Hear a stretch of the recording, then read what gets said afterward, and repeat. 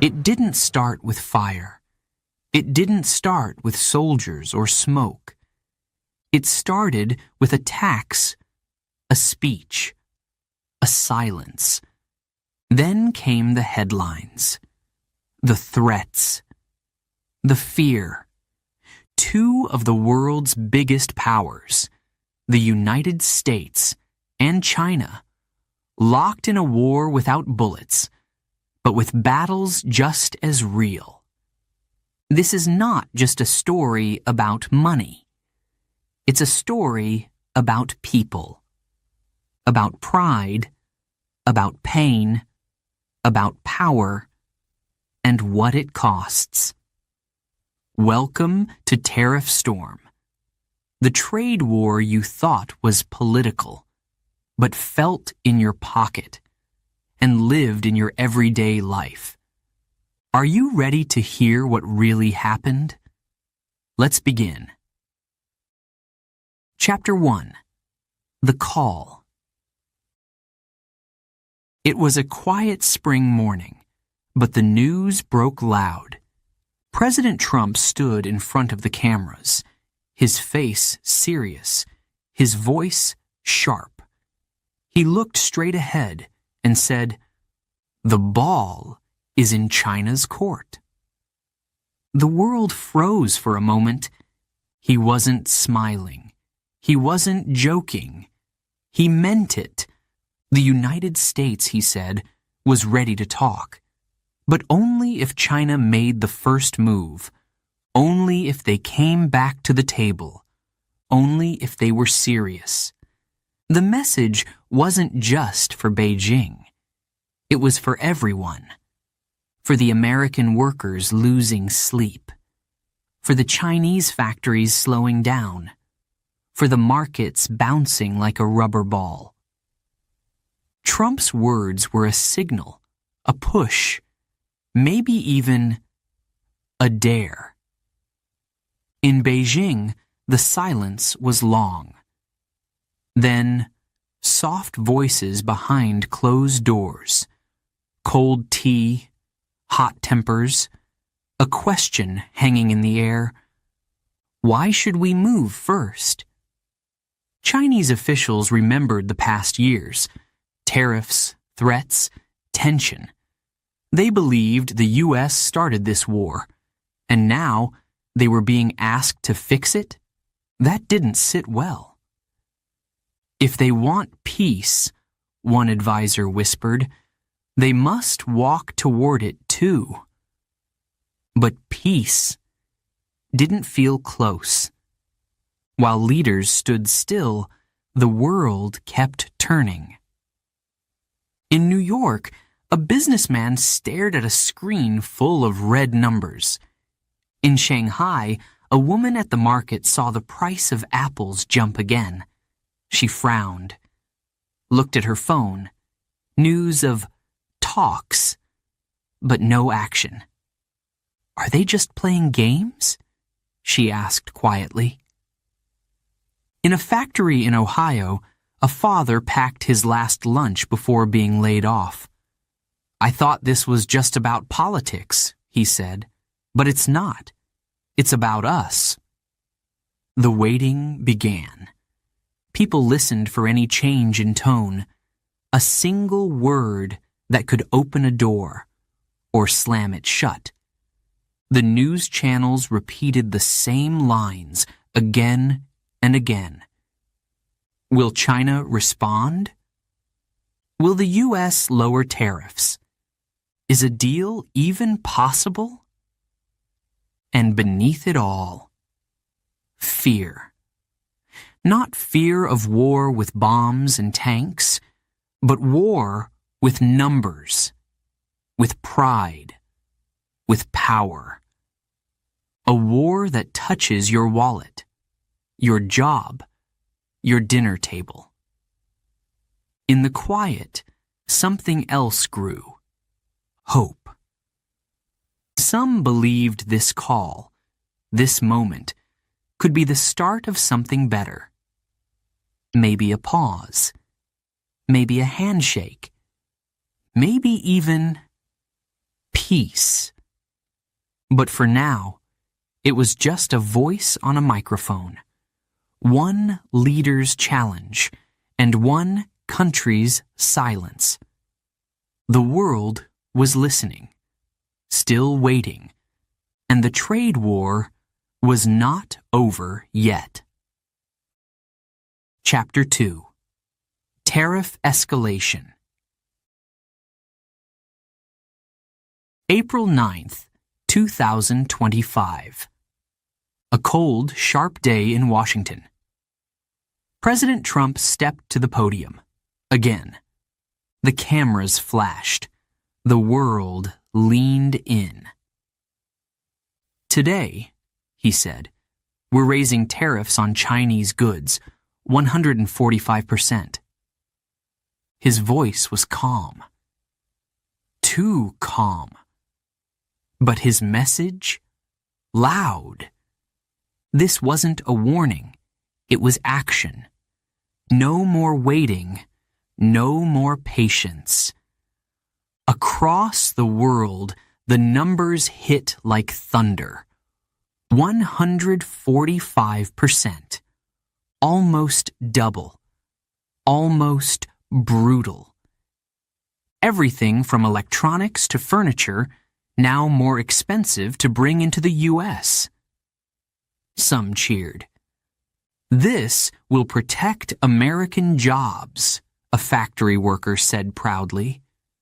But others felt fear. A small store owner in Texas sighed. That's half my products. How am I supposed to keep the lights on? China watched. Then it answered. Fast, strong. We do not want a trade war, one official said, but we will not back down. And just like that, 125% tariffs on U.S. goods. Corn, cars, clothing, gone from shelves, or suddenly far too expensive. The streets of Beijing buzzed with news. Markets shifted. Traders frowned. Some clapped. Some shook their heads. A farmer in Iowa stared at his unsold soybeans. Nobody's buying, he whispered. Nobody can afford to. An exporter in Guangzhou looked at a canceled order from California. This used to be business, he muttered. Now it's politics. What was once quiet, now turned loud. Trade routes froze. Warehouses filled with goods no one could move. Families felt it. Business owners felt it. The world felt it. Prices went up, not slowly, not gently. Groceries, phones, gasoline, day by day, dollar by dollar. And still, both sides stood firm. Neither blinked. Each blamed the other. They're trying to hurt us, said one American official. They started this, answered a Chinese diplomat. But the truth, no one was winning. Back in Washington, reporters asked, Mr. President, what's next?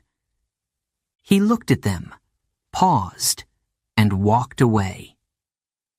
In Beijing, the response was silence. Long, heavy. This wasn't just trade.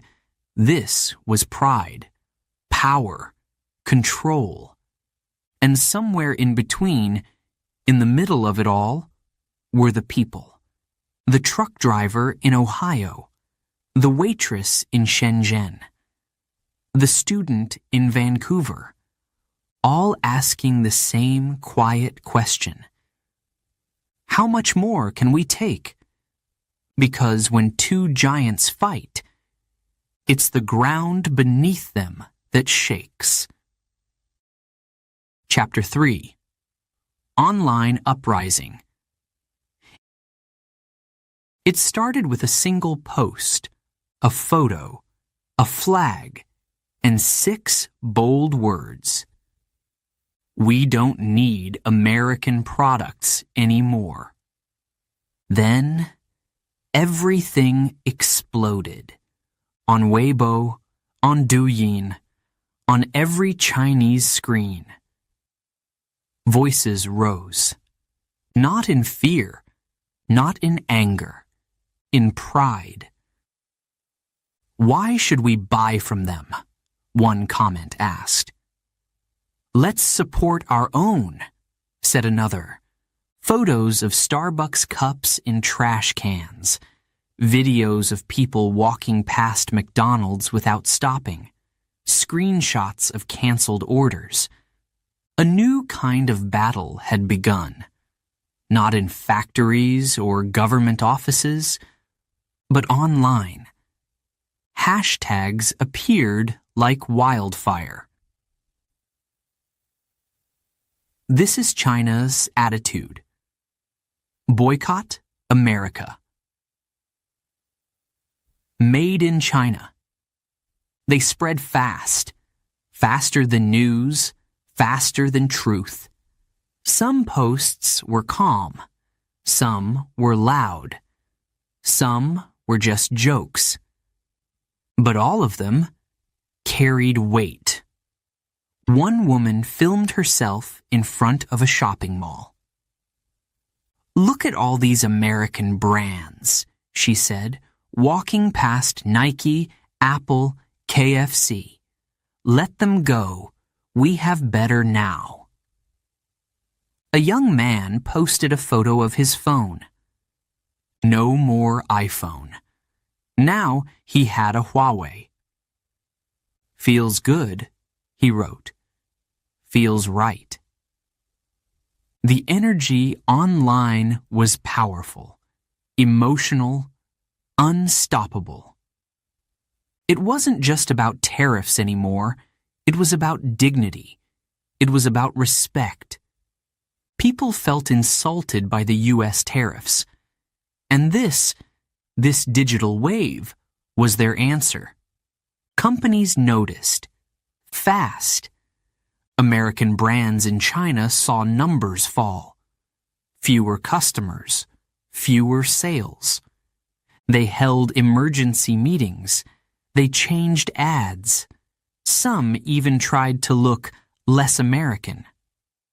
But it was too late. The online movement had already reached the streets. One store manager in Beijing said, "People used to line up for new iPhones. Now, they walk by like nothing's there." A cafe owner in Chengdu replaced Coca-Cola with a local soda. "It's what customers want," she said. "It's not political, it's business." But everyone knew it was political. And it was personal. At home, families talked over dinner. "Should we stop buying foreign goods?" a child asked. "Maybe," said his mother. "Maybe it's time we believe in ourselves more." Old pride was becoming new purpose. Not everyone agreed, of course. Some people still liked their usual brands. Some stayed quiet. Some whispered, "Is this really helping?" But those voices were drowned out by the roar of millions online. This was no longer just a trade war. It was a social wave, a digital uprising. And in that moment, in that virtual space, China was speaking. Chapter 4. Grounded. It happened in the early hours, quietly, without warning. A message was sent to American companies. Boeing deliveries are on hold. No more U.S. gas. Just like that, everything changed. In Seattle, a worker stood by the window of a massive factory, his helmet under his arm, his hands shaking a little. He looked at the long row of Boeing jets, beautiful, silver, still, too still. "They're not coming," his manager said. China canceled the orders. The worker didn't speak. What could he say? He just watched the planes that would never take off. In Texas, the heat rose, but the oil tanks stayed full. U.S. gas, once sent across oceans to China, now sat in silence. One driver leaned against his truck. "We lost our biggest buyer," he said. "What now?" No one had an answer. In Beijing, officials made the decision with clear eyes. "This is our response," one of them said. "They raise tariffs. We cut business." It wasn't just a punishment. It was a message. You hurt us. We can hurt you too. Boeing was one of the first to feel it. The company had counted on China. For years, it was their largest market. Now?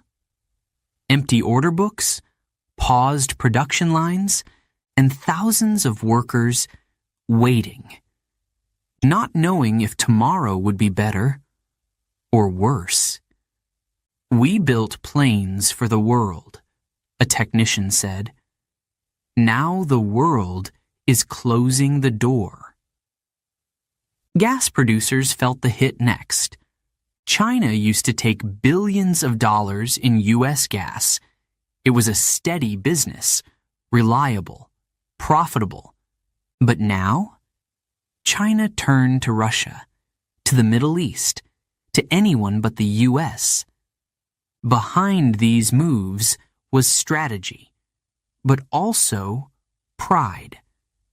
China wanted to show strength, control, independence.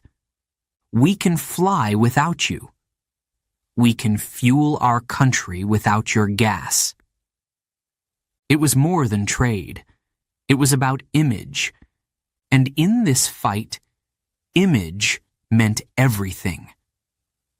On the news, the headlines screamed, "Boeing suffers major blow. U.S. energy sector faces uncertainty." But behind the numbers were people, mothers, fathers, neighbors, friends, people who worked hard, people who didn't start this war, but were paying the price. And still, the tension climbed. No one blinked. Not Washington, not Beijing. Only the workers, only the families, only the everyday people, caught in the middle. The sky above looked the same. Blue, quiet. But down below, planes were grounded, engines were off, and the world was holding its breath. Chapter 5. Business Blues. The war wasn't fought with bombs. It was fought with numbers, with taxes, with fear. And now, businesses were feeling every blow. In a small factory in Ohio, the machines were still. Not broken, just quiet. Too quiet. Tom, the factory owner, walked the floor alone. He used to hear the sound of work. Hammers, voices, wheels turning. But now? "We can't afford the parts," he said softly. "Too expensive, all made in China." He looked at the empty shelves, the unused tools, and he knew. This wasn't just a slowdown. It was a stop. thousands of miles away in Shenzhen, a woman named May stared at her computer screen. Another email, another client, gone. "They say it's too risky," she told her coworker. "Too many tariffs, too much uncertainty." Her company made smart watches, sleek, fast, popular in the US. But now, the orders had dropped, and the phones weren't ringing. She leaned back in her chair and whispered, "What are we supposed to do now?" Every day, new rules, new limits, new prices. Shipping costs up, import taxes high, profits down. Even simple things like phone parts, car tires, or coffee beans became complicated. "We're stuck," said a manager at a logistics firm in Los Angeles, caught between politics and paperwork. Some businesses tried to move fast.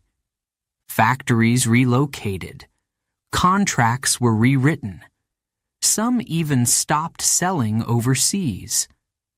But that wasn't easy or cheap. One Chinese company tried to ship through Vietnam instead. Another American firm looked at India.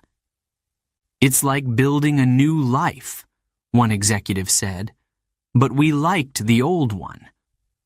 Small businesses felt it the most. They didn't have teams of lawyers or piles of cash. They had people. People like Joe, who ran a family shop in Chicago. People like Lynn, who sold toys in Guangzhou. And every time the tariffs rose, every time talks failed, they were the ones who paid. "How do I explain this to my staff?" Joe asked. "How do I tell them? We might close?" Some hoped for a deal. Some prayed for a break. But for now, there was only waiting. Waiting for news. Waiting for change. Waiting for someone, somewhere, to say, "Enough." Until then, businesses tried to survive. One day at a time. One order at a time. One hope at a time. Because behind every trade war headline, behind every press conference, there's a small shop, a tired owner, a worker with no shift, and a simple truth. When countries fight with money, it's the people who bleed. Chapter 6. Price Surge. First, it was coffee, then bread, then phones, shoes, even toilet paper. Everything started to cost more, not just a little more, a lot more. Emily stood in the middle of the supermarket. Her eyes moved slowly over the shelves. She picked up a box of cereal, looked at the price, and froze. $8, she whispered. This was $5 last week. She checked again, hoping it was wrong. It wasn't. She put the box back, then sighed. How did it come to this? Across the world, in Hangzhou, a man named Chen looked at a new phone in a glass case. He wanted to upgrade. He needed to. But the price, way too high. "Import taxes," the shopkeeper said. "All American tech costs more now." Chen nodded, but inside he felt tired. Tired of rising prices. Tired of waiting for things to get better. In cities, towns, and villages, people began to feel it. Not in speeches, not in news stories, but in their wallets. "We used to go out every weekend," one woman said. "Now we stay home. We can't afford it." "My rent didn't change," said a young father, "but diapers did. Groceries, gadgets, gas, all going up, all at once. And no one really knew when it would stop." Some blamed the tariffs. Others blamed the other country. Some blamed both. But everyone agreed. Something was wrong. Even children noticed. One girl asked her mother at the store, "Why can't we get the cookies I like anymore?" The mother smiled gently, but her voice was soft. "Because they cost too much now, sweetie." People began making new choices, hard choices, smaller meals, no holidays, postponing repairs, canceling plans. A man in Detroit closed his laptop and stared at the wall. "Everything's just heavier," he said. "Every day, a little more weight." Some got angry. Some just got quiet. But most were just worried. Worried about what tomorrow might bring. Worried if they could keep going like this. And the scariest part? There was no clear end in sight. Governments promised help. Leaders made speeches. They said the same words again and again. "We're working on it. It's temporary. Stay strong." But for the people living it, for the ones counting coins at checkout lines, that wasn't enough. Back at the supermarket, Emily picked up a smaller box. No brand, no color, just plain and cheap. She smiled at the cashier, but it was the kind of smile that hides something else. One day, she thought, this will pass. She had to believe it.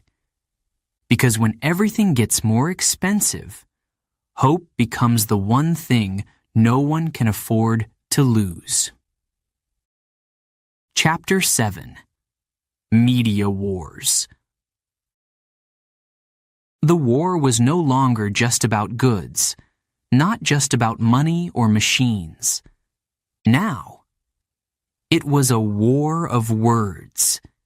Televisions lit up living rooms. Newspapers hit doorsteps with bold headlines. Phones buzzed with breaking news. In the U.S., the message was clear.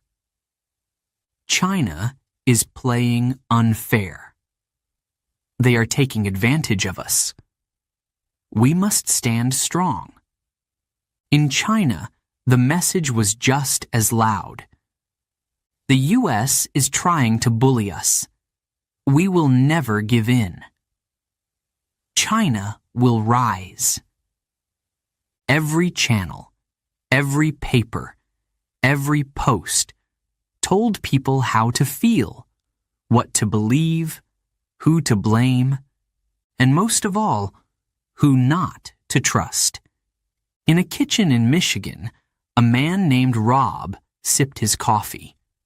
The TV was on in the background. The host shouted, "They are hurting our economy. We can't let them win." Rob nodded slowly. "Yeah, maybe they are," he muttered. He didn't know the full story, but after hearing it so many times, it felt true. Meanwhile, in a cafe in Chengdu, a woman named An scrolled through her phone. One video showed American officials yelling, Another showed Chinese workers losing jobs. The comments were angry. The tone was sharp. "The U.S. wants us to suffer," someone wrote. "They hate our success." And put the phone down and whispered to herself, "Why are they doing this to us?" The media didn't just report the war. It shaped it. Pictures of empty factories, videos of leaders pointing fingers, charts going down, down, down. It was everywhere. And the more people saw, the more the fear grew. And with fear came anger. The leaders used this fear. In speeches, on camera, they said, "We are defending our country. They are the problem, not us." Crowds clapped, flags waved, and still the tension climbed. But not everyone believed the headlines. Some asked questions. Some searched for the truth. A teacher in California said to her students, "Let's look at both sides. Let's think for ourselves." A journalist in Beijing whispered to a friend, "Not everything they say is real." But those voices, they were quiet, hard to hear in all the noise, and so the media war marched on. Each country telling its own story, each citizen caught in the middle, trying to understand, trying to decide. Who is the hero? Who is the villain? And what is the truth? One thing was clear. This war was no longer just in factories, offices, or shops. Now, it was in minds, in hearts, in headlines. And sometimes, words can do more damage than any weapon.